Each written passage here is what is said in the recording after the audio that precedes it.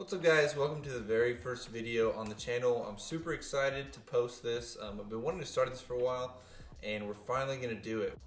I'm out of breath. This channel's focus is going to be on finances and stuff like that, like stock market, finances. I don't know, we're going to see. We're going to see where it goes. Today's video is going to be about budgeting. This is going to be geared towards people who really have just never tried budgeting before. And also if you have and you haven't taken the next step of going really in depth with your finances, this is going to be for those kinds of people. So if you're one of those people, then stick around and let's get it. Let's start with the definition of budget. An estimate of income an estimate of income and expenditure for a set period of time. So that period of time is going to be a whole month, and then you're going to go at it week by week. If you have never budgeted, then I would really encourage you to start. This is your wake-up call. This video right here is your wake-up call to start budgeting and to know exactly where your money is going, how much money you're spending in all these places, and to get a better idea of where your finances are going. If you want to save for a house, maybe save for a car, some big purchase, budgeting is perfect for that. So if you've never had a budget before, then I would recommend the 50-30-20 rule. So what that is 50% of your income is going to go towards your needs, 30% is going to go towards your wants, and 20% is going to go towards your savings and debt. So I'm going to go ahead and break those categories down and kind of explain what kind of expenditures is in each category. For your needs, that's going to be 50% or less of your income that you want to allocate towards that. And what that is things that you really just can't live without, or things that would be very hard to live without. So these are going to be expenses like your rent payments, these are going to be your mortgage payments, and this is also going to be your utilities expenses, so like the gas bill and the water bill, things that you have to pay. These are also going to be your groceries and just total food budget for the month. You can have a separate category in the wants column for maybe dining out if you want to spend a little more money, and you can have that there, but you really want to keep your groceries in your needs column. Okay, so the next column is going to be your wants column, and that's 30% or less of your income.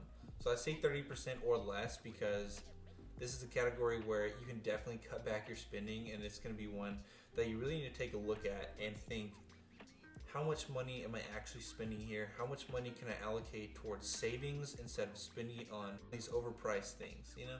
These are gonna things like your hobbies. I don't know, maybe you wanna go like rowboating or archery stuff. Typical hobbies like rowboating. These are gonna be things like your hobby. I can't even say it. Also going on vacations. Maybe if you want to go to Cancun one weekend, or if you just want to go see the ocean, you can do that here. These are also going to be subscriptions like Netflix, Disney Plus, HBO Max, the 400,000 other ones, and also entertainment. I don't know, if you want to go like mini golf with your friends, or go to AMC and enjoy the occasional movie. The next one is going to be savings and debt payments. So this is going to be at least 20% of your income. You don't want to do any less, and more is always better. First off, you need to be paying off your debts. You need to be paying off your student loans or car payments, whatever debt that you have. That's the thing that you need to be paying attention to the most. That's where you really need to be allocating all your money to get rid of that. Maybe if you want to make any retirement contributions, if you have an IRA, or maybe you've set up a 401k with your employer, get that employer match, let's get it. And then also if you just have a savings account, which I wouldn't really recommend unless it's like a high yield savings account, I would recommend the next one, investing in stocks. Make sure you're pretty well diversified. You can get an ETF or a mutual fund. And also if you want to get into real estate, that's a good place to put your money right there. If you're just starting out, this is where I would recommend you start. It's really not that hard and you can write it all out, which I'm actually going to show you now. The first thing that you need to do is you need to find out how much money that you're actually bringing in a year. Not your salary, but salary after taxes, like the money that you are actually getting. And how you can do that is you can go to this website. I put it in the description, but basically you just plug in the state that you're living in. It calculates like your state's federal income taxes, and it takes that out, as well as Medicare and Social Security. So you really have a good idea of how much money you're actually getting. So you're gonna go talent income tax calculator, and you'll go down, and I believe it's this one, we'll see. Let's go. Okay, so let's say you're making $40,000 a year and you're living in Texas, which is where I'm currently residing in. So you'll do calculate and you'll scroll down to your net pay. This is what you're actually getting paid. This is what's getting taken out of your income. It's going to be your federal income taxes, Social Security, Medicare. So this is what you're raking in every year. When they say it's 40K, it's going to be about $39,000. So now that you know your net annual income, you'll take $33,900 divided by 12 to find your monthly income. That's going to be $2,825. That's how much you have to spend for the month. So what you do to find out how much you have to spend on your needs, you'll take that number and multiply it by 0.5, and that'll give you $1,412.50. That's how much you have to spend on your rent or mortgage, your groceries, and also your transportation. So let's say you have a $600 rent or mortgage payment. You'll subtract that from that number, get $812.50. That's how much you have to spend on groceries and transportation. You can divide that by 4, just so you have a better idea of how much you can spend per week, but that's really how much you have to spend on those things. This obviously can be added more if you take some from your wants column as well. And also just a little tip on how much you pay per month for your rent. You really want it to be around 25 to 28%, no more than that. So the next column is going to be your wants column. Again, that's 30% of your monthly income. So you take that number, 2825, you multiply that by 0.3.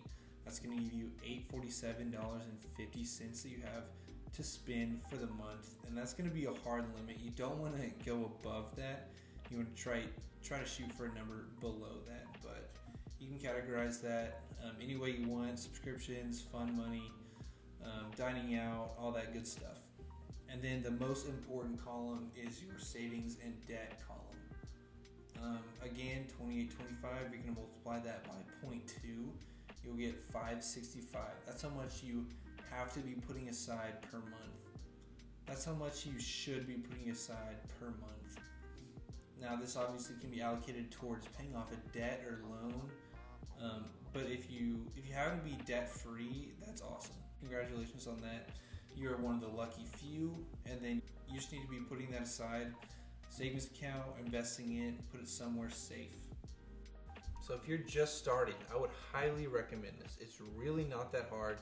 It's a good idea to have that number in mind, because once you know the number, like the amount you're spending per month, you're going to be so much more likely to actually think about that when you're wanting to make a purchase, and it's actually going to help you save money. It's going to help you not make those purchases because you have that in your mind of how much you're actually spending. So let's say you've done this for a month or two, you like it, but you want to go to that next step.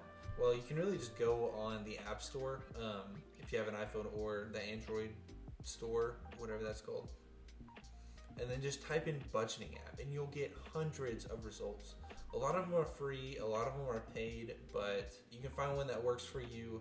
I recommend not getting the paid one. You should definitely do the free, because you really don't need much more than that, but there is that option if you want it. But that's about it. That's all we have for today. If you've never budgeted or you're thinking about doing it, I would highly recommend that you do. It's so important to keep up with your finances, so just do it. Just do it. Okay, but that's about it for today, guys. All right, there we go. First video is done. Cut the tape, print it, all that stuff. If you like this content, then please show your support by subscribing, and please like the video.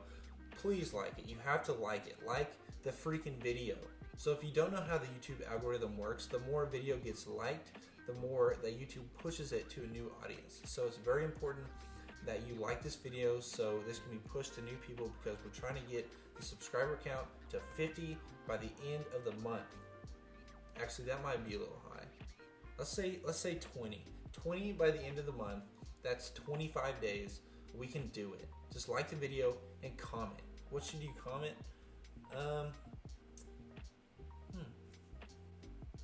Comment your favorite cheapest meal and what it is and how much it costs.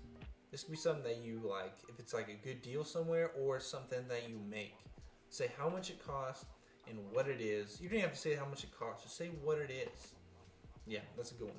Alright guys, thanks so much, and I'll see you in the next one.